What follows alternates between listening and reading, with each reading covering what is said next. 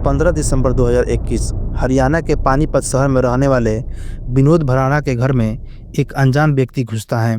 क्योंकि घर का मेन दरवाजा अंदर से खुला हुआ था, वह आदमी सीधे घर के अंदर इंटर करता है। तो वह व्यक्ति देखता है कि विनोद भराड़ा की पत्नी किचन में काम कर रही थी। फिर यह आदमी विनोद भराड़ा की पत्नी की तरफ कुछ इशारा करता है और उसके बाद वह विनोद भराड़ा के कमरे में जाता है, जहां पर वह आराम से सो रहा था। वह सबसे पहले विनोद भराड़ा को बेड से उठाकर नीचे गिरा देता है और उसके बाद वह 2 राउंड फायरिंग करता है। पहली गोली उनके पीठ में मारता है और दूसरी गोली उनके सर में मारता है, जिसके बाद विनोद भराड़ा की ऑन द स्पॉट मौत हो जाती है। क्योंकि विनोद भराड़ा का 2 महीने पहले एक ट्रक से एक्सीडेंट हुआ था, जिस कारण से उनके 2 पैरों में प्लास्टर लगा हुआ था, इसलिए वह खुद को बचाने में पूरी तरह से असमर्थ थे। लेकिन इस हादसे के दौरान विनोद भराड़ा की बीवी तुरंत भागकर बाहर जाती हैं और पड़ोसियों को इकट्ठा करके लाती हैं, जिसके बाद उस हत्यारे को वहीं पकड़ लिया जाता है। लेकिन कमाल की बात यह है कि उस हत्यारे को पकड़ने के बाद जब पब्लिक उसको पीट रही थी, तो वह अपनी जान की भीख ना मांगकर पब्लिक को यह बोल रहा था कि तुम मेरे साथ जो करना है वो कर लो, क्योंकि मेरा काम हो चुका है। तो आखिर कौन था यह व्यक्ति जिसने दिन दहाड़े ही हरियाणा के एक मशहूर व्यापारी की हत्या कर दिया? आखिर इस हत्या के पीछे की असली कहानी क्या थी? वह क्यों विनोद भराड़ा की पत्नी की तरफ इशारा कर रहा था? आखिर इन दोनों के बीच में क्या संबंध था? इन सभी सवालों को जवाब जानेंगे आज की इस एपिसोड में। आइए इस कहानी को हम पूरी डिटेल में समझते हैं। लेकिन उससे पहले अगर आप चैनल पर नए हैं तो चैनल को प्लीज सब्सक्राइब कर लीजिए, क्योंकि ऐसे ही सच्ची घटनाओं का विश्लेषण हमारे चैनल पर किया जाता है। तो इस पूरी कहानी की शुरुआत होती है हरियाणा के पानीपत शहर में, सुखदेव नगर इलाके से, जहां पर विनोद भराड़ा नाम के एक बिजनेसमैन रहते थे। इनके पास पैसे की कोई कमी नहीं थी, खुद का कंप्यूटर सेंटर चलाते थे। छोटा भाई ऑस्ट्रेलिया में जॉब करता था। पैसे के साथ साथ इनके पास बहुत ही अच्छा परिवार था। इनकी बीवी थी जिसका नाम निधि था और इनके 2 बच्चे थे, बड़ा बेटा था और एक छोटी बेटी थी। सब कुछ बहुत अच्छा चल रहा था। लेकिन 5 अक्टूबर 2021 तकरीबन 4 बजे के आसपास विनोद भराड़ा अपने कंप्यूटर सेंटर के बाहर रोजमर्रा की तरह बैठे हुए थे। तभी सामने से बहुत तेज स्पीड में एक मिनी ट्रक आता है, जो विनोद भराड़ा को हिट कर देता है। अब यह ट्रक इतनी जोरदार थी कि इस एक्सीडेंट के बाद विनोद भराड़ा का बचना बिल्कुल नामुमकिन था। लेकिन किस्मत ने उनका साथ दिया और ट्रीटमेंट होने पर उनको बचा लिया गया। लेकिन इस एक्सीडेंट में उनके दोनों पैर इतनी बुरी तरह फ्रैक्चर हुए थे कि दोनों टांगों में प्लास्टर चढ़ा हुआ था।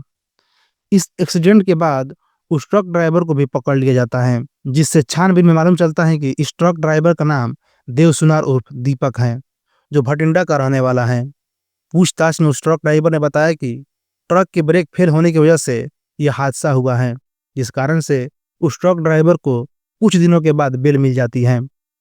अब समय आ जाता है 15 दिसंबर 2021 का, जिस दिन विनोद भराड़ा के घर में एक अनजान व्यक्ति घुसता है और दिन दहाड़े ही गोलियों से विनोद भराड़ा की हत्या कर देता है। जब इस व्यक्ति को पकड़ लिया जाता है और पुलिस छानबीन करती है, तो पुलिस की छानबीन में एक बहुत बड़ा खुलासा होता है, क्योंकि यह हत्या करने वाला आदमी कोई और नहीं बल्कि वही ट्रक ड्राइवर था जिसने कुछ दिन पहले विनोद भराड़ा को टक्कर मारी थी। अब पुलिस के पूछताछ में यह बताता है कि विनोद भराड़ा को उसने केस वापस करने के लिए कई बार बोला था, लेकिन विनोद भराड़ा इस केस को वापस नहीं ले रहा था, जिस कारण से उसने विनोद भराड़ा की हत्या कर दी।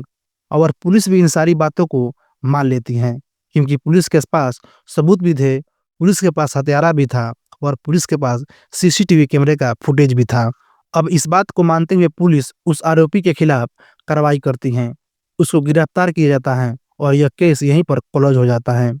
देखने से बहुत ही सिंपल लग रहा था कि पहले ट्रक से टक्कर होती है, जिस कारण से केस चलता है, और वह केस वापस ना होने के कारण एक व्यक्ति विनोद भराड़ा की हत्या कर देता है। पुलिस के साथ साथ विनोद भराड़ा के परिवार भी इसे ही सच मान रहा था। न्यूज में भी सब कुछ यही दिखाया जा रहा था और इस कारण से 2021 के लास्ट तक यह केस पूरी तरह से क्लोज हो जाता है। लेकिन इस कहानी के पीछे की सच्चाई कुछ और थी, जिसे जानने के बाद आपको भी एक बहुत बड़ा शौक लगने वाला है। अब समय बीतता जाता है और समय आ जाता है 2024 का, और 2024 के जनवरी में पानीपत के नए एसपी नियुक्त किए जाते हैं, जिनका नाम होता है अजीत सिंह शेखावत। और एक दिन अजीत सिंह शेखावत के फ़ोन पर एक मैसेज आता है जिसमें लिखा जाता है कि मुझे पता है मेरे भाई का कत्ल किसने किया है।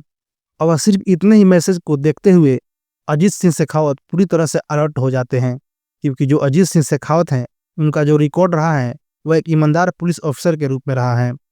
और उस मैसेज को उन्होंने इतना सीरियस लिया कि मैसेज करने वाले से वह तुरंत बात करते हैं, जिसके बाद उन्हें मालूम चलता है कि मैसेज करने वाला कोई और नहीं बल्कि विनोद भराना का छोटा भाई प्रमोद भराना है, जो ऑस्ट्रेलिया से ही उनको मैसेज कर रहा था।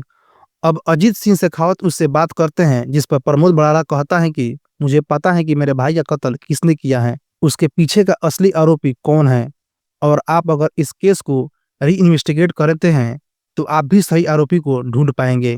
उसके बाद जो अजीत सिंह शेखावत होते हैं वह तुरंत एक्शन में आते हैं। वो एक टीम बनाते हैं इस केस को रीओपन करने के लिए, और इस केस के छानबीन फिर से शुरू हो जाती हैं। अब इस केस की छानबीन जब शुरू होती है तो सबसे पहले वह जो ट्रक ड्राइवर था उसके बैंक अकाउंट और मोबाइल नंबर की डिटेल्स निकलवाई जाती हैं। उसके मोबाइल नंबर का डिटेल निकलवाने पर और उसके जो बैंक था उस डिटेल को देखने के बाद जो खुलासा होता है तो पुलिस को भी यह मालूम चल जाता है कि इसके पीछे का असली आरोपी कौन है। दरअसल वह जो व्यक्ति था जिसका नाम देवसुनार उर्फ दीपक था, जो कि भटिंडा का रहने वाला था, जिस वक्त पर विनोद भराना का ट्रक से एक्सीडेंट हुआ या जिस वक्त पर उसने विनोद भराना को घर में घुसकर गोली मारी, दोनों ही समय पर उसके बैंक अकाउंट में बड़ी बड़ी ट्रांजैक्शन हुई थी। और ये ट्रांजैक्शन कोई छोटी मोटी नहीं बल्कि 5 से 10 लाख तक की थी। उसके बाद जब उसकी कॉल डिटेल्स निकलवाई जाती हैं तो उसकी कॉल डिटेल्स में एक नंबर ऐसा सामने आता है जिस नंबर पर उस व्यक्ति ने लगातार बात की थी, जिस टाइम पर विनोद भराना का एक्सीडेंट होता है और जिस टाइम पर विनोद भराना की हत्या होती है। और उस व्यक्ति का नाम था सुमित। अब इस व्यक्ति की छानबीन शुरू की जाती है और छानबीन में पाया जाता है कि यह व्यक्ति भी सुखदेव नगर में ही एक जिम ट्रेनर का काम करता है और इसकी खुद की सप्लीमेंट की शॉप भी है। अब इस व्यक्ति को उठा लिया जाता है और इसको इन्वेस्टिगेट किया जाता है। इसके अकाउंट और इसकी मोबाइल डिटेल्स जब निकाली जाती हैं तो कुछ ऐसा खुलासा होता है जिसके बारे में विनोद भराना तो क्या बल्कि आप लोग भी नहीं सोच सकते हैं। दरअसल ये जो लड़का था जिम ट्रेनर जिसका नाम सुमित था, इसकी जब कॉल डिटेल निकलवाई जाती हैं तो इसकी कॉल डिटेल्स में सबसे ज़्यादा बार इसने जिससे बात की थी उसका नाम था निधि, और ये निधि कोई और नहीं बल्कि विनोद भराना की पत्नी थी। दरअसल विनोद भराना के मर्डर और उनके एक्सीडेंट के समय पर सुमित और निधि के बीच बहुत सारे बैंक ट्रांजैक्शन भी देखे गए और लगातार वो कॉल पर बातें भी किया करते थे। अब यहाँ से पुलिस को पूरा एंगल समझ में आ जाता है और पुलिस बिना देरी किए विनोद भराना की पत्नी निधि को और साथ ही सुमित को अरेस्ट कर लेती हैं और सबसे पहले उनसे पूछताछ शुरू की जाती है कि उन दोनों के आपस में क्या कनेक्शन है। शुरुआती जांच में तो जो विनोद भराना की पत्नी होती हैं वह पुलिस को गुमराह करने की कोशिश करती हैं, लेकिन सख्ती से पूछताछ करने पर यह मालूम चलता है कि विनोद भराना की पत्नी निधि का जिम ट्रेनर सुमित के साथ एक्स्ट्रा मैरिटल अफेयर चल रहा था और इस अफेयर के बारे में विनोद भराना को मालूम भी चल गया था, जिससे विनोद भराना और निधि के बीच हमेशा झगड़े हुआ करते थे। विनोद भराना ने निधि को सुधरने के कई मौके दिए थे। उसने कहा कि हमारे 2 बच्चे हैं, तुम्हें इनके बारे में भी सोचना चाहिए। लेकिन निधि तो सुमित के प्यार में इतनी ज्यादा अंधी हो चुकी थी कि उसने विनोद भराना तक को मारने का प्लान बना डाला और उसने सबसे पहले विनोद भराना के पैसे को इकट्ठा करना शुरू किया और वही ट्रांजैक्शन उसने अपने बॉयफ्रेंड सुमित यानी कि उस जिम ट्रेनर के साथ भी की और दोनों ने मिलकर एक प्लान बनाया कि विनोद भराना को रास्ते से हटा देंगे, जिसके लिए उन्होंने भटिंडा के एक व्यक्ति को 10 लाख में हायर किया और अगर वो गिरफ्तार होता है तो उसकी बेल कराने तक की सारी जिम्मेदारी सुमित और निधि ने ले रखी थी। और इसी कारण से जो ट्रांजैक्शन है वो पहले निधि से सुमित के अकाउंट में होती थी और उसके बाद सुमित से उस ट्रक ड्राइवर दीपक के अकाउंट में होती थी और यहीं से सारी चीजें खुलती चली गई। इस पूछताछ में निधि ने पुलिस को बताया कि उनके पति विनोद भराना ने निधि और सुमित के बीच हुए मैसेंजर चैटिंग को देख लिया था। निधि अपने वेट लॉस के लिए जिस जिम में जाती थी सुमित उसी जिम में ट्रेनर था और वहीं से उन दोनों के बीच अफेयर शुरू हुआ। जब ये बात विनोद भराना को मालूम चला तो उसने निधि को बहुत समझाया, लेकिन निधि सुमित के प्यार में पागल हो चुकी थी। इसलिए इन लोगों ने विनोद को ही रास्ते से हटाने का प्लान बना लिया और दोनों ने भटिंडा का रहने वाला दीपक को हायर किया और ट्रक से एक्सीडेंट करवाया। लेकिन विनोद की किस्मत अच्छी थी, वह बच गया। और उसके बाद निधि और सुमित ने दूसरा प्लान बनाया और उन्होंने फिर से उस ट्रक ड्राइवर दीपक को और पैसे दिए और उसने अपने पति विनोद भराना का मर्डर करवाया।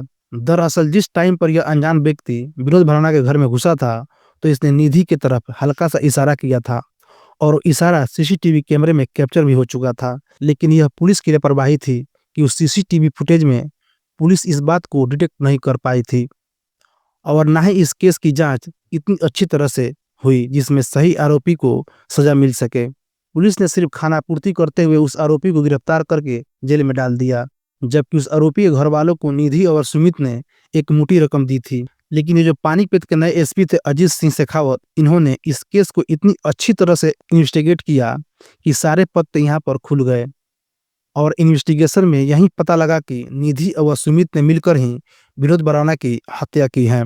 उनकी हत्या करने के बाद उनके इंश्योरेंस के पैसों को लेकर निधि ने दूसरे घर भी शिफ्ट कर लिया। जितनी भी विनोद भराना की प्रॉपर्टी थी, जितने भी उनके पैसे थे, जितने भी बैंक अकाउंट थे, उन सभी को कवर करने के बाद विनोद भराना के पिताजी को ऑस्ट्रेलिया उनके भाई के पास भेज दिया और उसके बाद फिर अपने बॉयफ्रेंड सुमित के साथ रहने लगी। दरअसल जो प्रमोद भराना है, इस बात की खबर पानीपत के एसपी अजीत सिंह शेखावत को देता है, जिसके बाद यह केस रीओपन होता है और आरोपियों को सजा मिलती है। तो यह थी हरियाणा पानीपत के विनोद भराना की हत्या के पीछे की पूरी सच्ची कहानी। उम्मीद करता हूँ कि ये वीडियो आपको अच्छी लगी होगी। अगर वीडियो अच्छी लगी है तो वीडियो को एक लाइक करके और चैनल को सब्सक्राइब कर दे। धन्यवाद।